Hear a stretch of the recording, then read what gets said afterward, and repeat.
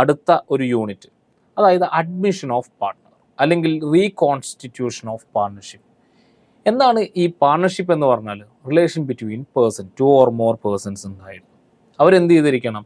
Profit ഷെയറിങ്ങിന് ഒരു agreement വെച്ച് profit share ചെയ്തിരിക്കണം. പിന്നെ നമ്മളത് പറഞ്ഞിട്ടുണ്ടായിരുന്നു, പാർട്ണർഷിപ്പിൽ എന്തുണ്ട്?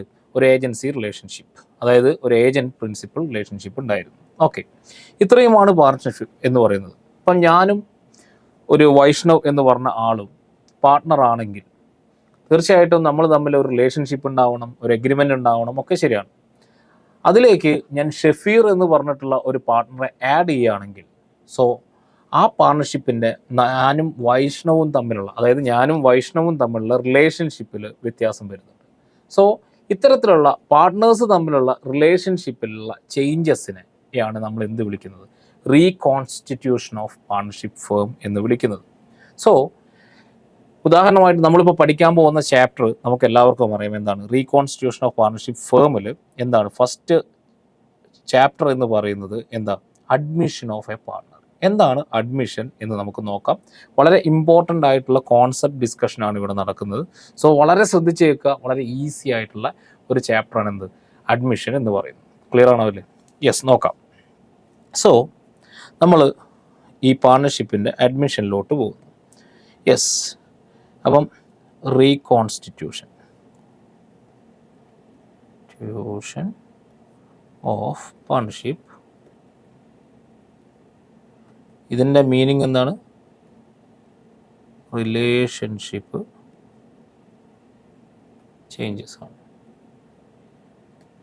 അതിൽ ഫസ്റ്റ് നമ്മൾ പഠിക്കാൻ പോകുന്നത് എന്താണ്? Admission of partners. യെസ്, എന്താണ് അഡ്മിഷൻ ഓഫ് പാർട്ട്നേഴ്സ് എന്ന് നമുക്ക് നോക്കാം. അതായത് എ ബി എന്ന് പറയുന്ന 2 പാർട്ട്നേഴ്സ്, ഇത് 2021 ഇവരുടെ റേഷ്യോ എന്ന് പറയുന്നത് 2:1 ആണ്. അതായത് എന്ത് പ്രോഫിറ്റ് കിട്ടിയാലും ഇവർ ഷെയർ ചെയ്യുന്നത് എന്താണ്? 2:1 ഷെയർ ചെയ്യുന്നത്. ഓക്കെ, അപ്പം 2021 ഇവർക്ക് കിട്ടിയ പ്രോഫിറ്റ് എന്ന് പറയുന്നത് 15,000 റുപ്പീസാണ്. എത്രയാണ്? 15,000 റുപ്പീസാണ് ഇവർക്ക് കിട്ടിയ പ്രോഫിറ്റ് എന്ന് പറയുന്നത്. ഓക്കെ, അപ്പം അല്ലെങ്കിൽ 2:1 എന്നുള്ളത് നമുക്ക് മാറ്റാം. നമുക്ക് എന്ത് ചെയ്യാം? കുറച്ചുകൂടി എക്സാമ്പിൾ സിംപ്ലിഫൈ ചെയ്യാൻ വേണ്ടിയിട്ട് ഞാൻ 1:1 ആക്കാം. ക്ലിയർ? 1:1. അപ്പോൾ 15,000 ഇവർക്ക് പ്രോഫിറ്റ് കിട്ടിയിട്ടുണ്ടെങ്കിൽ ആ ഇയറിൽ എക്ക് എത്ര കിട്ടിയിട്ടുണ്ടാവും? ഈക്വൽ പാർട്ണർഷിപ്പ് ആണെങ്കിൽ 7,500 എക്കും 7,500 ബിക്കും പ്രോഫിറ്റ് കിട്ടിയിട്ടുണ്ടാവും. ക്ലിയർ ആണോ അല്ലേ? Yes or no?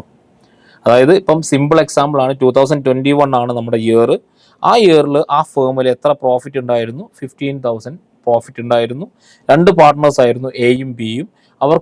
അവരുടെ റേഷ്യോ എന്ന് പറയുന്നത് 1:1 ആയിരുന്നു. സോ ആ പ്രോഫിറ്റിനെ നമുക്ക് എന്ത് ചെയ്യാം? 1:1 ഡിസ്ട്രിബ്യൂട്ട് ചെയ്ത് കഴിഞ്ഞാൽ എക്ക് 7,500 ബിക്ക് എത്രയാണ്? 7,500 കിട്ടും. ഓക്കെ, ഇനി 2022 ഇവരെന്ത് ചെയ്തു?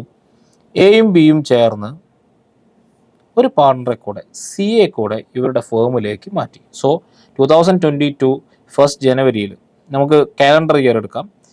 എത്ര പാർട്ണേഴ്സ് ഉണ്ടാവും? A B C. ഇവരുടെ റേഷ്യോ ഇവർ ചേഞ്ച് ചെയ്യാൻ ആഗ്രഹിക്കുന്നില്ല. 1:1 എന്ന് തന്നെ പറഞ്ഞാണ് റേഷ്യോ. സെയിം ഇയർ, അതായത് 2022 ഇവർക്ക് കിട്ടിയ പ്രോഫിറ്റ് എന്ന് പറയുന്നത് സെയിം 15,000 തന്നെയാണെങ്കിൽ കഴിഞ്ഞ വർഷം 2 ആയി വിഭജിച്ച പ്രോഫിറ്റിനെ ഈ വർഷം എത്രയായിട്ട് വിഭജിക്കേണ്ടി വരും?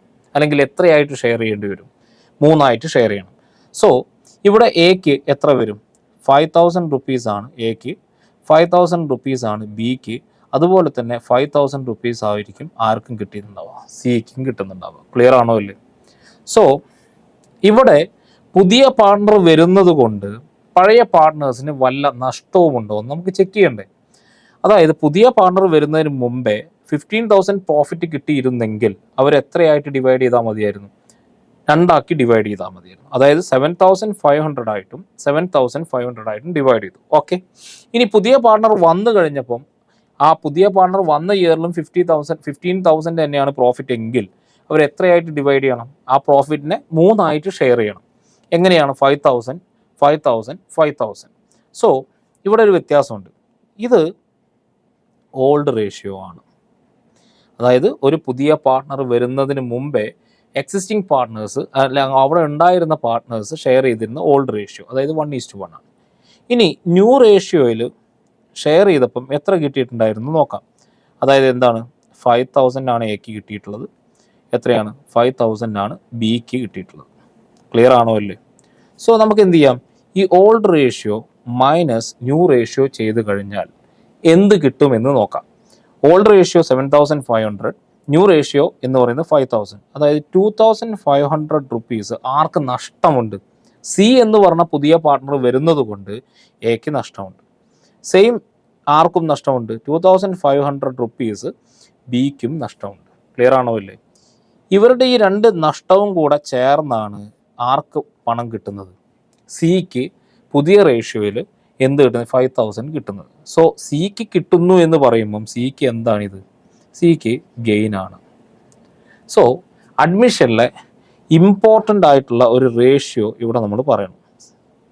ഇവർക്ക് രണ്ടുപേർക്ക്, അതായത് ഓൾഡ് പാർട്ട്നേഴ്സിന് എന്താണ് സാക്രിഫൈസും, പുതിയ പാർട്ട്ണർക്ക് എന്തുമായിരിക്കും? ഗെയിനുമായിരിക്കും നോർമലി വരുന്നത്. അല്ലാത്ത സിറ്റുവേഷൻസും ഉണ്ട്, നമുക്ക് അത് പിന്നീട് ഡിസ്കസ് ചെയ്യാം. സോ ഇവിടെ 2,500 രണ്ടുപേരും ആർക്ക് വേണ്ടിയിട്ടാണ് സാക്രിഫൈസ് ചെയ്യുന്നത്? സിക്ക് വേണ്ടിയിട്ടാണ്. ഇവർ സാക്രിഫൈസ് ചെയ്യുന്ന ഈ ഷെയർ ആർക്ക് കിട്ടുന്നുണ്ട്? സിക്ക് കിട്ടുന്നുണ്ടെങ്കിൽ സിക്ക് അതൊരു ഗെയിനും, ഓൾഡ് പാർട്ട്നേഴ്സ് അതായത് എക്കും ബിക്കും അത് എന്തുമാണ്? സാക്രിഫൈസുമാണ്. സോ അഡ്മിഷനിലെ വെരി വെരി ഇമ്പോർട്ടൻറ്റ് റേഷ്യോ എന്ന് പറയുന്നത് എന്ത് റേഷ്യോ ആണ്?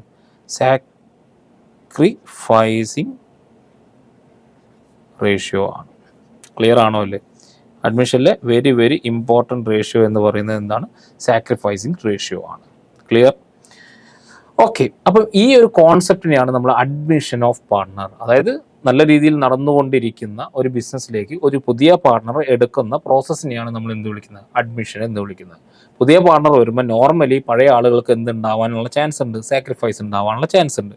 പുതിയ പാർട്ട്ണർക്ക് പഴയ ആളുകൾ എന്താണോ സാക്രിഫൈസ് ചെയ്യുന്നത് അതാണ് പുതിയ പാർട്ട്ണർക്ക് എന്തായി കിട്ടുന്നത്? ഗെയിൻ ആയിട്ട് കിട്ടുന്നത്. ക്ലിയർ ആണോ അല്ലേ? Yes or no? ഓക്കെ. അപ്പം കോൺസെപ്റ്റ് ഞാൻ ഇവിടെ പറഞ്ഞു. ഇനി നമുക്ക് ഇതിൽ പഠിക്കാനുള്ളത് എന്തൊക്കെ കാരണങ്ങൾ കൊണ്ട് നമുക്ക് ഒരു പാർട്ട്ണറെ അഡ്മിറ്റ് ചെയ്യാം, അതുപോലെ തന്നെ ഈ അഡ്മിഷൻ്റെ സമയത്ത് ഒരു പാർട്ട്നേഴ്സ് ബിസിനസ്സിലേക്ക് എന്തൊക്കെ കൊണ്ടുവരണം നമുക്ക് നോക്കാം. അപ്പം എ ബി ഇപ്പം പറഞ്ഞ സെയിം എക്സാമ്പിളാണ്. എയും ബിയും വളരെ നല്ല രീതിയിൽ ബിസിനസ് ചെയ്ത് പോകുന്നുണ്ട്. അവർക്ക് ഹെവി ബിസിനസ് വോളിയം ഉണ്ട്. ബട്ട് ഇവർ 2 പേഴ്സൺ മാത്രമേ ഉള്ളൂ ഇതെല്ലാം കൂടെ മാനേജ് ചെയ്യാൻ വേണ്ടിയിട്ട്. സോ മൊത്തം നമ്മുടെ ബിസിനസ് വളരും തോറും ഇവർക്ക് എന്ത് ചെയ്യാൻ പറ്റുന്നില്ല? 2 പേർക്കും എല്ലായിടങ്ങളിലേക്കും ഓടിയെത്താൻ കഴിയുന്നില്ല, അല്ലെങ്കിൽ അവരുടെ ബിസിനസ് വോളിയത്തിനനുസരിച്ചിട്ടുള്ള ഒരു വർക്ക് അവർക്ക് ചെയ്യാൻ പറ്റുന്നില്ല. സോ അവർ 2 പേരും ഡിസ്കസ് ചെയ്ത് തീരുമാനിക്കും എന്ത്? നമുക്ക് ഒരു മാൻ പവർ കൂടി വേണം, അല്ലെങ്കിൽ ഒരു പാർട്ട്ണർ കൂടി വേണം, കാരണം അത്രയ്ക്കും വർക്ക് നമുക്കുണ്ട്. സോ എയും ബിയും പുതിയൊരു പാർട്ട്ണറെ എടുക്കുന്നത്, അതായത് ന്യൂ പാർട്ട്ണറെ എടുക്കുന്നത്, ന്യൂ പാർട്ട്ണർ എന്തൊക്കെ കാരണങ്ങൾ കൊണ്ടാണ്? ഒന്ന്, മാൻ പവർ നീഡ്. അതായത് ബിസിനസ് മാനേജ് ചെയ്യാനുള്ള സഫീഷ്യൻറ്റ് മാൻ പവർ ഇല്ലെങ്കിൽ നമുക്ക് എന്ത് ചെയ്യാം? ബിസിനസ്സിലോട്ട് പുതിയ പാർട്ട്നേഴ്സിനെ അഡ്മിറ്റ് ചെയ്യാവുന്നതാണ്. ഇനി രണ്ടാമത്തെ കേസ്, എയും ബിയും പാർട്ട്നേഴ്സാണ്, ബിസിനസ് നല്ല രീതിയിൽ നടത്തുന്നുണ്ട്. അവരെന്ത് ചെയ്തു? ബിസിനസ് ഡെവലപ്പ് ചെയ്യാനും എക്സ്പാൻഡ് ചെയ്യാനും തീരുമാനിച്ചു, കുറച്ചുകൂടി വ്യാപ്തി കൂട്ടാൻ വേണ്ടി തീരുമാനിച്ചു. അപ്പോൾ ഈ വ്യാപ്തി കൂട്ടാൻ വേണ്ടി തീരുമാനിച്ചപ്പോൾ ഇവർക്ക് മനസ്സിലായി ഇവരുടെ കയ്യിലുള്ള പണം പോരാ, കാരണം ഹ്യൂജ് ഇൻവെസ്റ്റ്മെൻറ്റ് വേണം, അല്ലെങ്കിൽ കുറച്ചുകൂടി സാമ്പത്തികം ഫിനാൻസ് വേണം ഇവർക്ക് ബിസിനസ് ചെയ്യാൻ വേണ്ടിയിട്ട്. സോ ഇവരുടെ കയ്യിൽ ഇപ്പോൾ എന്തില്ല? അവർ ഉദ്ദേശിച്ച തരത്തിലുള്ള ഒരു ക്യാഷോ കാര്യങ്ങളോ ലിക്വിഡായിട്ടില്ല, അല്ലെങ്കിൽ ബിസിനസ്സിലേക്ക് ഇറക്കാനുള്ള ക്യാഷ് ഇല്ല. സോ ഇവരെന്ത് തീരുമാനിക്കും? നല്ലൊരു ഇൻവെസ്റ്ററെ കണ്ടെത്തണം, അയാളെ നമുക്ക് എന്ത് ചെയ്യാം? നമ്മളെ പാർട്ട്ണറാക്കാം.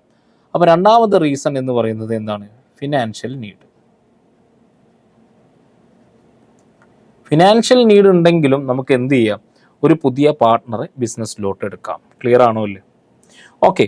അപ്പം പാർട്ട്നേഴ്സിനെ എന്തൊക്കെ കാരണങ്ങൾ കൊണ്ട് ബിസിനസ്സിലേക്ക് എടുക്കുന്നു എന്ന് നമ്മൾ വ്യക്തമായിട്ട് പഠിച്ചു. ഇനി ഒരു പുതിയ പാർട്ട്ണർ എന്തൊക്കെ കാരണങ്ങൾ അല്ലെങ്കിൽ എന്തൊക്കെ കാര്യങ്ങൾ ബിസിനസ്സിലേക്ക് കൊണ്ടുവരണം എന്ന് നോക്കാം. അതായത് പുതിയ പാർട്ട്ണർ ബിസിനസ്സിലേക്ക് കൊണ്ടുവരേണ്ട കാര്യങ്ങൾ എന്ന് പറയുന്നത്, അതായത് എ ബി പാർട്ട്നേഴ്സാണ്, അതിലേക്ക് ഞാൻ ആരെ എടുത്തു? സി എ ഞാൻ പുതിയ പാർട്ട്ണറായിട്ട് എടുത്തു. ഇയാൾ രണ്ട് കാര്യങ്ങൾ നിർബന്ധമായിട്ടും കൊണ്ടുവരണം. ഒന്ന് അയാളുടെ ക്യാപിറ്റലാണ്. എന്താണ് ക്യാപിറ്റൽ? നമുക്കറിയാം, ഓണർ ബിസിനസ്സിലേക്ക് ഇറക്കുന്ന പണത്തെയാണ് നമ്മൾ എന്ത് വിളിക്കുന്നത്? ക്യാപിറ്റൽ എന്ന് പറയുന്നത്. ബിസിനസ്സിന് ഈ ക്യാപിറ്റൽ എന്ന് പറയുന്നത് ആരോടുള്ള ലയബിലിറ്റിയാണ്?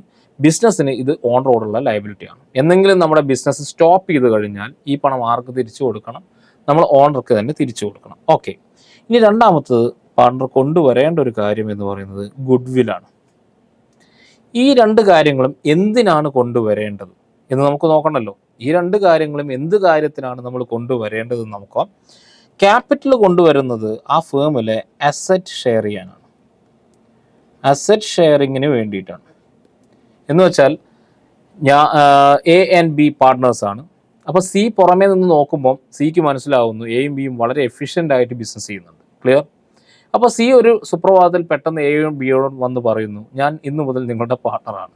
നടക്കുമോ വല്ലതും?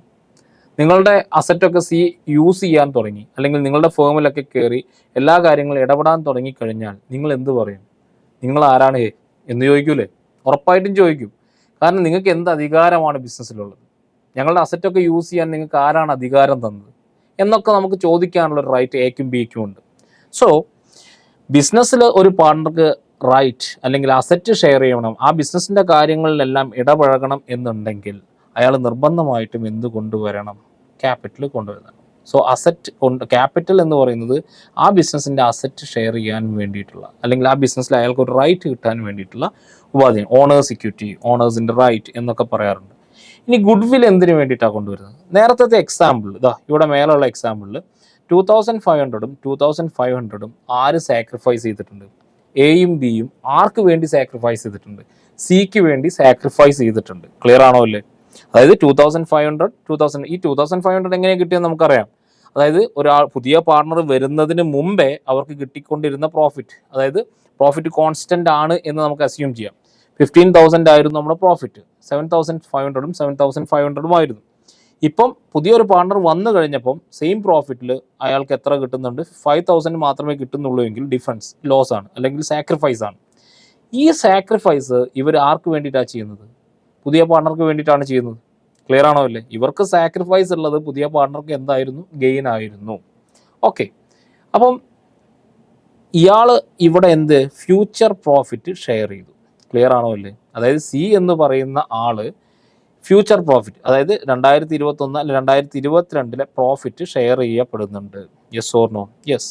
അപ്പം ഈ ഫ്യൂച്ചർ പ്രോഫിറ്റ്, അതായത് ഗുഡ് വിൽ കൊണ്ടുവരുന്നത് എന്തിനാ? ഫ്യൂച്ചർ പ്രോഫിറ്റ് ഷെയർ ചെയ്യാൻ വേണ്ടിയിട്ടാണ്, ഷെയറിങ്ങിനാണ്. ഗുഡ് വിൽ എന്തിനു വേണ്ടിയിട്ടാണ് കൊണ്ടുവരുന്നത്? ഫ്യൂച്ചർ പ്രോഫിറ്റ് ഷെയറിങ്ങിനാണ്. സോ ഈ ഫ്യൂച്ചർ പ്രോഫിറ്റിന് ഈ ഗുഡ് വിൽ ഇയാൾ കൊണ്ടുവരുന്നത് കറക്റ്റായിട്ട് ആർക്ക് ഡിസ്ട്രിബ്യൂട്ട് ചെയ്യും? ഓൾഡ് പാർട്ട്നേഴ്സിന് ഡിസ്ട്രിബ്യൂട്ട്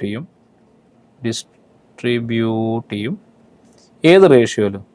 അവരുടെ സാക്രിഫൈസിങ് റേഷ്യോയിൽ. ക്ലിയർ ആണോ അല്ലേ? ഓൾഡ് പാർട്ട്നേഴ്സിന് അവരുടെ സാക്രിഫൈസിങ് റേഷ്യോയിലാണ് എന്ത് പുതിയ പാർട്ണർ കൊണ്ടുവരുന്ന ഗുഡ് വിൽ എന്ത് ചെയ്യുന്നത്? ഡിസ്ട്രിബ്യൂട്ട് ചെയ്യപ്പെടുന്നത്. ക്ലിയർ ആണോ അല്ലേ? Yes or no? സോ അഡ്മിഷനിൽ ഇമ്പോർട്ടൻറ്റ് റേഷ്യോ എന്ന് പറയുന്നത് സാക്രിഫൈസിങ് റേഷ്യോ ആണ്. സോ ഇത്രയും കാര്യം നിങ്ങൾക്ക് മനസ്സിലായെന്ന് വിചാരിക്കുന്നു. ഇനി നമുക്ക് നെക്സ്റ്റ് ടോപ്പിക്കിലേക്ക് പോകാം.